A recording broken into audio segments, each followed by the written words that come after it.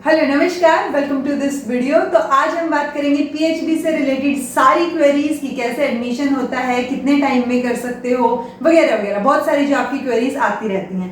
फिर मैंने सोचा कि जब हमें पीएचडी से रिलेटेड डिस्कशन करना है तो पीएचडी स्कॉलर से बेटर कौन हो सकता है, और हमारे तो घर में ही पीएचडी स्कॉलर है, ठीक है। तो उन्हीं से पूछा जा सकता है सारे की सारी जो आपकी क्वेरीज आपने बता रखी है। बार बार आप पूछते रहते हो पीएचडी से रिलेटेड या स्टाइपेंड से रिलेटेड बहुत सारी क्वेरीज आती हैं, ठीक है। तो सबसे पहले तो आपका स्वागत है जी। थैंक यू दर्शकों को भी थैंक यू, आपको भी। तभी हमें आज आपको व्लॉग की तरह फॉर्मल नहीं लग, मतलब ऐसे फॉर्मल लग रहा है इंटरव्यू की तरह। तो हम इंटरव्यू की तरह ही बात करते हैं, कैजुअल बात कर सकते हैं, ऐसा कुछ नहीं है। सबसे पहले तो पीएचडी के बारे में बता दीजिए। पीएचडी बेसिकली हम बोलते हैं कि डॉक्टर ऑफ फिलॉसफी या फिर डॉक्टरेट इन फिलॉसफी हम बोलते हैं। और अगर मैं बात करूं बिल्कुल इनिशियली कि आपकी एलिजिबिलिटी क्या होनी चाहिए इसके लिए, तो एटलीस्ट आपके मास्टर्स में जो है 55% मार्क्स होने चाहिए। हाँ, जो शेड्यूल्ड कास्ट से होते हैं उनको जो है थोड़ी रिलैक्सेशन मिल जाती है, या वुमेन कैंडिडेट को कोई रिलैक्सेशन हो सकती है, डिपेंड करता है कि आपकी जो पीएचडी ऑर्डिनेंस है उसमें क्या लिखा हुआ है। तो बेसिकली रिलैक्सेशन हटा दें तो 55%। हाँ, 55% आप लोग मान के चलो कि इतना जो है आपका मास्टर्स में होना चाहिए। उसके बाद आपके पास नेट, जेआरएफ, गेट, इन तीनों में से एक तो होना ही चाहिए। अगर आपका जेआरएफ है, वेल एंड गुड, जेआरएफ के बेसिस पे आप अप्लाई करोगे किसी भी स्टेट या सेंट्रल यूनिवर्सिटी में, किसी भी सेंटर के किसी भी इंस्टीट्यूट में आप अप्लाई करोगे, तो या तो आपका इंटरव्यू कंडक्ट किया जाएगा या मेरिट लिस्ट के हिसाब से जो मास्टर्स में मार्क्स हैं उसको मिला के आपकी जो एक मेरिट लिस्ट बनाई जाएगी और आप एनरोल होगे उस इंस्टीट्यूट में पीएचडी के लिए। अगर आपका सिर्फ नेट है तो बहुत से ऐसे इंस्टीट्यूट हैं, जैसे स्टेट यूनिवर्सिटीज भी हैं, वो इंस्टीट्यूट फेलोशिप देती हैं, उसके बेसिस पे भी आप कर सकते हो। हालांकि वो जो स्टाइपेंड होता है, स्टाइपेंड वो उतना नहीं होता जितना जेआरएफ में आपको मिलता है। लाइक जेआरएफ में आपको मिलता है अभी 33 कुछ, जो कि आई थिंक रिवाइज भी हुआ है, 35 कुछ मिलेगा अभी। और लेकिन अदरवाइज जो है इंस्टीट्यूट फेलोशिप में शायद 15,000 के आसपास कुछ हो सकता है, या 20,000 के आसपास, मतलब कम ही रहता है उससे। और जिनका गेट होता है उनको भी पूरी जो है फेलोशिप मिलती है, तो उसके बेसिस पे भी आप पीएचडी में एडमिशन ले सकते हैं। तो गेट जो है मैं बता दूं कि बहुत कम सब्जेक्ट्स में होता है, मतलब लिमिटेड सब्जेक्ट्स में गेट होता है, जैसे साइंसेस के सब्जेक्ट हो गए।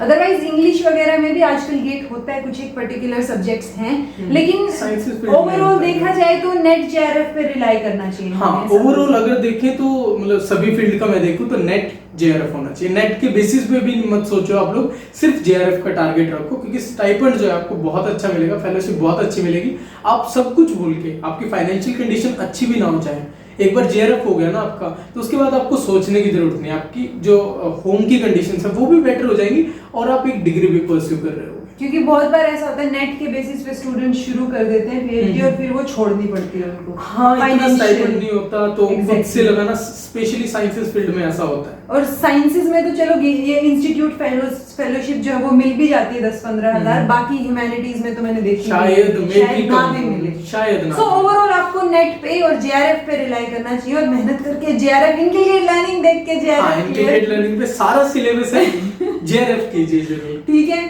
एडमिशन के बाद क्या होता है, मतलब कई बार ऐसा होता है ना कि कब फेलोशिप आई। सबसे पहले तो यही जान लेते हैं हम, पैसे की बात होती है ना कि फेलोशिप कब आनी शुरू होती है। जैसे ही मैंने आज एडमिशन लिया, क्या विद इन अ मंथ मेरी फेलोशिप आ जाएगी या क्या सिचुएशन होती है? ठीक है, मैं मान के चलता हूँ अभी कि आपका जेआरएफ है, ओके, ठीक है, किसी भी स्टूडेंट का जेआरएफ है, आपका है, किसी भी स्टूडेंट का जेआरएफ है, ठीक है। और मैं स्टेट यूनिवर्सिटी की बात करता हूँ एग्जांपल के लिए, कि स्टेट यूनिवर्सिटी ने फॉर्म निकाले हैं, पीएचडी का ऑर्डिनेंस आया, उसमें सब कुछ लिखा रहता है कब फॉर्म निकलेंगे, यानी निकल चुके हैं, इस दिन आपका एडमिशन होगा, मेरिट लिस्ट के बेसिस पे होगा, इंटरव्यू इस दिन कंडक्ट होगा।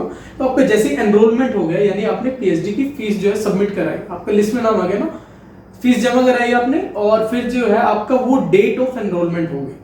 उसके बाद जो है ये सारी प्रोसेसेस वहीं से शुरू होते हैं, वहां से आपका कोर्स वर्क शुरू हो जाता है। फिर उसके बाद आप धीरे धीरे, मतलब जो भी हमें टाइटल देना होता है या कुछ सुपरवाइजर से साइन करा के डिपार्टमेंट में सबमिट कराना होता है, या पीएचडी सेक्शन में जो है सबमिट कराने होते हैं कुछ डॉक्यूमेंट्स। उसके बाद जो है ये भी फेलोशिप वाली चीजें भी उसी टाइम शुरू होती हैं। हमारे टाइम पे एटलीस्ट 4 मंथ्स लगे थे पहली फेलोशिप आने में, और अभी तो बहुत फास्ट हो गया क्योंकि ऑनलाइन सिस्टम हो गया है, तो तो मुझे नहीं लगता मतलब आपको 3-4 महीने तक आप लोग पहुंचेंगे, शायद 2-3 महीने, 2-1 महीने मान फिर के वो चलो 2 उसके बाद। महीने बाद आएगी, मतलब वो पहले 2 महीने के हाँ, ये है कि आपका 1 महीना पूरा हो गया ना, तो उसकी अटेंडेंस आप ऑनलाइन जो है सबमिट कराते हो, मतलब कहीं ऑफलाइन हो, क्योंकि वो आपने पूरा 1 महीना अटेंड किया है ना यूनिवर्सिटी को, आप पीएचडी कर रहे हो, कोर्स वर्क अटेंड कर रहे हो, तो उसको मतलब अटेंडेंस पूरी होगी तो वो ही तो उसका प्रूफ भेजोगे कि हाँ 1 महीना मैं यूनिवर्सिटी में कोर्स वर्क कर रहा था, उसके बेसिस पे ही फिर जो है वो रिलीज करते हैं आपकी जो तो उसके बेसिस पे पैसा आता है। एग्जैक्टली और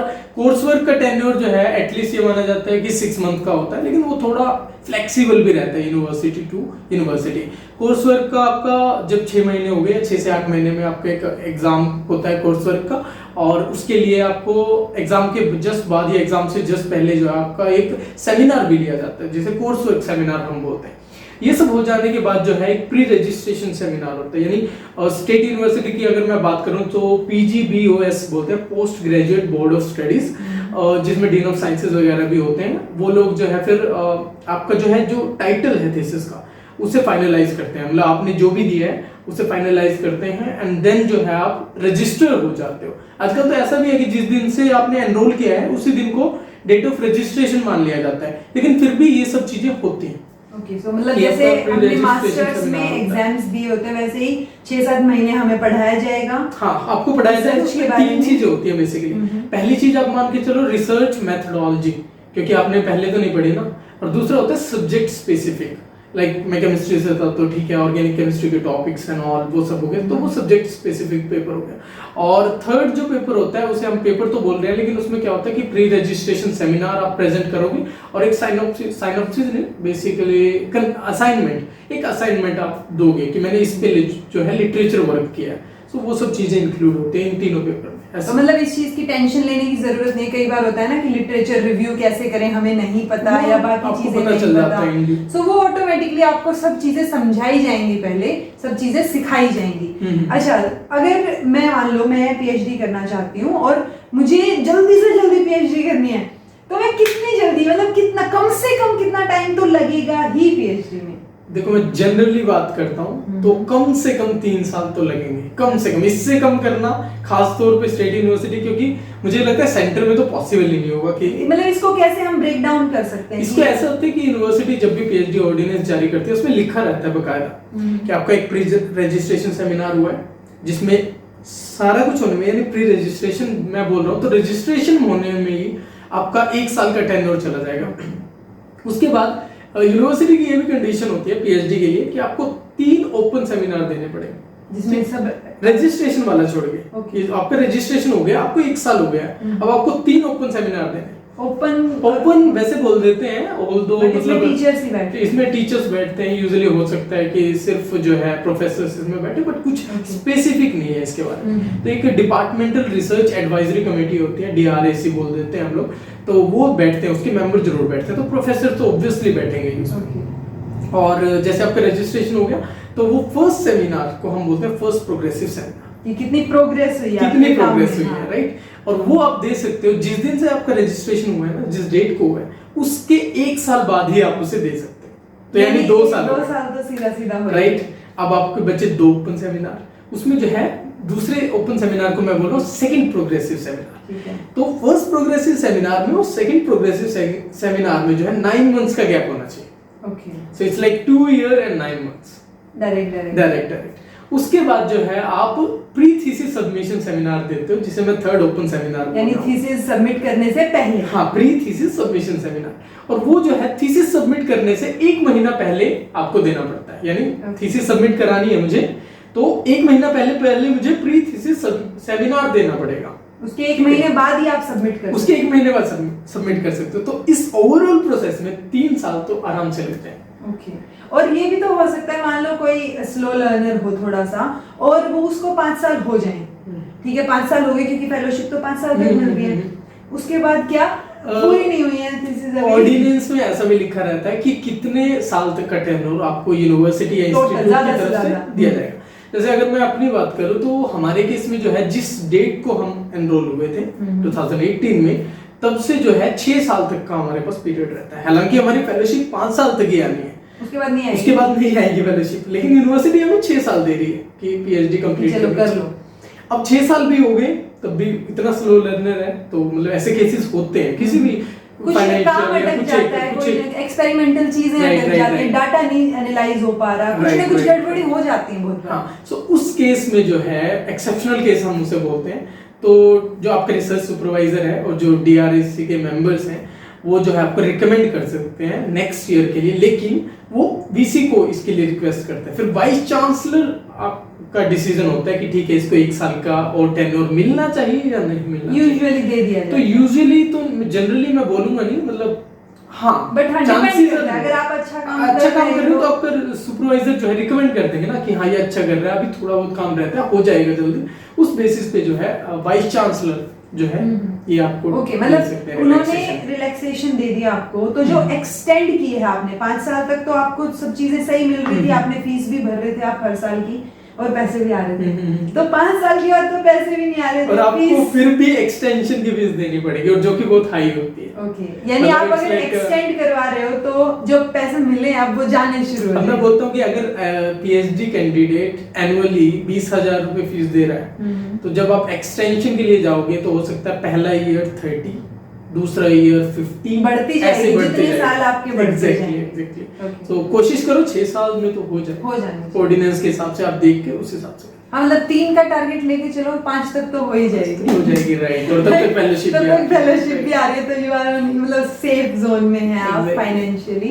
ओके, सो आई थिंक बहुत हो गया इतना, ओवरऑल ब्रॉड सारी चीजें मैंने कवर कर ली हैं, ऑलमोस्ट सारी चीजें हमने कवर कर ली हैं। हाँ, एक चीज और कि जब आप थीसिस सबमिट कर देते हो उसके जस्ट बाद क्या होता है कि 6 महीने का टेन्योर होता है कि वो जो है DRSC के जो है मेंबर्स जो है वो 8 एग्जामिनर्स को अपॉइंट करते हैं, ठीक है। वो जो है लिस्ट VC के पास जाती है और वाइस चांसलर जो है उसमें से 2 लोगों को आपके लिए अपॉइंट, हाँ आपके लिए, मतलब एक कैंडिडेट के लिए जिसने सबमिट किया उसके लिए अपॉइंट करता है, और फिर उनके पास थीसिस जाती है। और एक तो विद इन स्टेट हो सकता है एग्जामिनर, दूसरा आउट ऑफ स्टेट होना चाहिए, और वो विद इन 6 मंथ्स करेंगे इवेल्युएट, आपको बोलेंगे। और आपका जो है थीसिस दे दी, उसके बाद भी 6 महीने आपके हाथ में नहीं है कि विद इन 6 मंथ्स होना चाहिए। ये हो सकता है कि 2 महीने बाद ही आपका जो है PhD वाइवा वोस आ जाए। उस बेसिस पे जो है आप एक ओपन सेमिनार होता है जिसमें आप थीसिस जो है डिफेंड करते हो, अपना PhD के वर्क को डिफेंड करते हो एक्सटर्नल के साथ। डिफेंड करना मतलब, डिफेंड मतलब वो आपसे कुछ भी क्वेश्चन पूछ सकता है ना कि आपने ये काम किया, हाँ, तो आप बताते हो कि ये मैंने PhD में किया था और जो कि थीसिस में भी रिपोर्टेड है, तो वो चीजें आप दिखा सकते हो। तो examiner defend in the sense, examiner पूछेगा अच्छा ये किया है आपने, ये कैसे किया आपने, तो आपने किया होगा तभी तो बताओगे ना कि ये किस तरीके से किया, और वो क्योंकि एक्सपर्ट है एक्सटर्नल, तो उसे पता होगा कि ये झूठ बोल रहा है सच बोल रहा है। सो उस बेसिस पे फिर वो उस दिन से फॉर्मली आपको बोल देता है कि congratulations, now you are become doctor so and so, और उस बेसिस पे फिर हफ्ता 10 दिन में जो है यूनिवर्सिटी की वेबसाइट पे नोटिफिकेशन आ जाता है कि ठीक है आपको अवार्ड कर दी गई है। तो मतलब ये कंप्लीट प्रोसेस हो गया कि वहां जब आपका JRF क्लियर हुआ था आप हैप्पी हो रहे थे कि बस अब तो सारी चीजें हो गई हैं, लेकिन वहां से एक्चुअल चीजें शुरू होती हैं और वो तब तक चलती हैं जब तक यूनिवर्सिटी की वेबसाइट पे या जो पेज है आपका वहां पे फोटो नहीं आ जाती। अच्छा, वाइवा के बाद जब आपका वाइवा होता है तब आप ऑफिशियली बोल सकते हैं कि you are a doctor. Officially नहीं बोल सकते, मैम जनरली बोल सकते हैं, बोल देते हैं, पार्टी दे देते हैं एक्सटर्नल। हाँ, वो एक्चुअली यही होता है कि वाइवा वो हुआ तभी के तभी वो पहले मिठाई वगैरह खिलाते हैं, एक्सटर्नल को खिलाते हैं, लंच वगैरह हो जाता है उनका, तो शाम को बोल दिया जाता है सभी स्कॉलर जो है यहाँ आ जाना और पार्टी करेंगे। सो मतलब सो एंड सो बन ही गए, बस वो एक फॉर्मेलिटी रहती है कि यूनिवर्सिटी की वेबसाइट पे हफ्ते बाद 10 दिन के अंदर आपकी जो फोटो आ जाएगी कि awarded PhD in this subject. तो ये सब चीजें होती हैं। सो आई होप आपको JRF क्लियर होने से लेके यूनिवर्सिटी की वेबसाइट पे या पेज पे जब तक फोटो आई तब तक का सारा प्रोसेस समझ आया होगा, कैसे स्टाइपेंड या फेलोशिप आती है वो पता चला होगा। And thank you so much Amit ji, welcome. ठीक है, तो अगर फिर भी कोई कंफ्यूजन है या PhD से रिलेटेड क्वेरी है तो ये हमारे पास अवेलेबल है, आप पूछ सकते हैं, हम इनका दोबारा से एक और वीडियो जो है वो बना सकते हैं इनके साथ। इस पे तो बहुत सी वीडियोस बन सकती हैं, बहुत सी ऐसी चीजें होती हैं एडमिशन के ड्यूरिंग कोई नहीं बताता, या PhD की जर्नी के ड्यूरिंग जो है किन बहुत सारी चीजें होती हैं जो नहीं बताई जाती, बट आपको कोई भी कंफ्यूजन, कोई भी रो कंफ्यूजन आ रहा हो वो आप कमेंट करके बता सकते हैं। This was all about today, thank you so much for watching, be happy, keep smiling and subscribe inculcate learning और रवीना में दोनों चैनल्स को आप सब्सक्राइब कर दीजिएगा। हम आपसे मिलते हैं अगले वीडियो में।